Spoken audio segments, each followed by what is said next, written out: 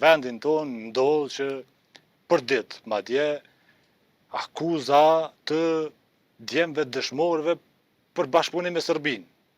I akuzojnë çlirimtarët për bashkëpunëtor të Radojqiqit e Serbisë. Njerëz që kanë thonë këtë familje në këtë punë, veç pse nuk pajtohesh me një pushtet qëtë në krahun e Serbisë e listës serbe ati tjetrit. Është ardhë qasi kohës sa që nuk kemi nevojë shumë me fol njëri për tjetrin.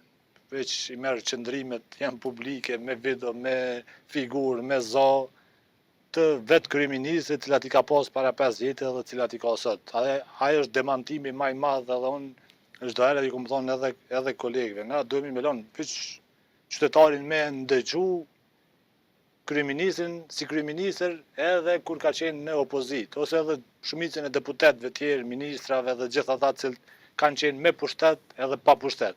Ajo është demantimi maj madh i cili ja bën vetvetes sepse qytetari ndëgjon ata të fol.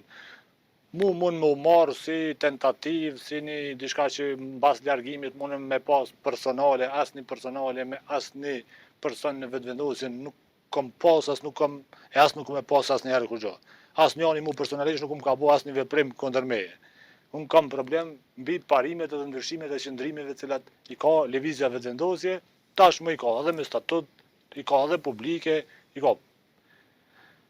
Për mu nuk ka ma skandaloze se sa kur institucionet e drejtësisë angazhohen për me zbardh një aferë korruptive, qoftë e qëllimshme, qoftë e pa qëllimshme, me dalë institucionet e shtetit, kryeministër, parlamentar, deputet, me thonë, me dalë në mbrojtje edhe me pengu hetimin e aty në veprimeve, për mu demokracia përfundon aty, s'ka kuptim ajo. Me thonë, duhesh me ditë, kur angazhohesh politikisht, nështë edhe pa faj shkon në burg, po ti është, do më thonë, sa njeri, sa patrioti ka shku në burg pa faj, në sistemet e kalume. A mo këtë dihet për shka shkon, edhe në qofë se të akuzojnë për shka do, ka rëndësi shumë ndërgjegja jote, pastërtia jote për veprën që e ke po. Këto janë dënohesh një vjetë, 2, 3, do më thonë, absolutisht është çështje shumë teknike po e quaj ata në raport me misionin nëse ki mision, nëse ki qëllime tjera në këtë aspekt pushtetit ka kuptim. Por janë probleme serioze të cilat e pengojnë zhvillimin e shtetit, e pengojnë të ardhmen e vendit tonë, sepse pamundsohet mu me ditë çka është e bardha dhe zeza.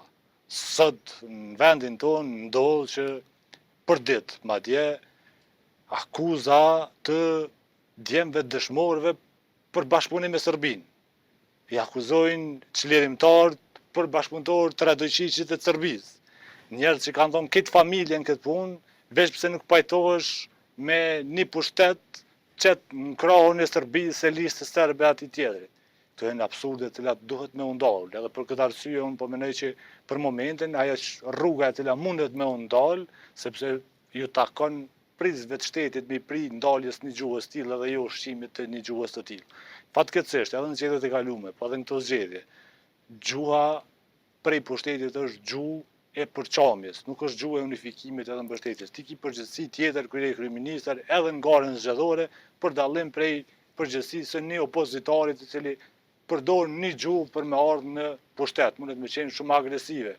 Është e njëjta edhe në gazetari, nuk ka kuptim një gazetar me u bë servili pushtetit. Nuk është gazetari për me jamoj zhakun pushtetit, gazetari është me ja bë kritikën pushtetit për me përmisu dhe për me ardhë ma në regull. Unë nuk pa kërkun në vend në botë që shkon gazetari edhe përplasit me opozitën, e fyn, e sulmon, edhe rrështohet me pushtetin. Aty është absurditet, s'ka kuptim kjo, do më thonë asë në aspektin e punës profesionale, s'pejlojmë partit politike. E njëta është tu kriju, do më thonë ka fillu, prej qeverisjes, kuvendit, ku ka pas dorë të shtrimjes, është një gjuhë e përçamjes edhe ndamjes popullit, cilat besoj që kemi pas pasoja shumë të mëdha të ardhme, nëse nuk ndalet.